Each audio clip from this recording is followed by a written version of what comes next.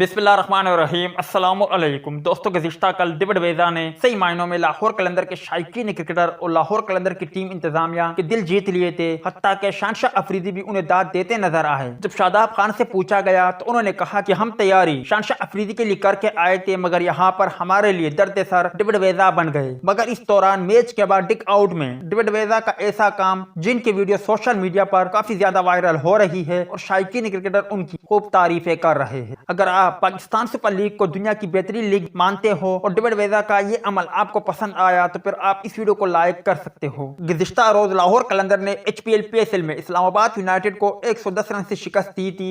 Event में आज आराम का दिन है, जबकि कल पिंडी क्रिकेट स्टेडियम में पेशावर ज़ल्मी और कराची किंग की टीमें मध्य मुकाबिल होगी। पाकिस्तान सुपर लीग PSL की टीम लाहौर कलंदर के ऑलराउंडर डेविड वेज़ा ने मैच के अख्ताम पर सफाई करके मिसाल कायम कर दी और दिल जीत लिए। तफसीलात के मुताबिक कज़ाफी स्टेडियम में डेविड वेज़ा दीगर खिलाड़ियों के पवेलियन जाने के बाद डिग आउट में सफाई करते रहे और अपने डिग आउट में पड़ी खाली बोतलें उठाते नजर आए। लाहौर कलंदर के ऑलराउंडर डेविड वेज़ा ने बोतलें उठाकर कूड़ादान में फेंके, जिनकी वीडियो वायरल हो रही है।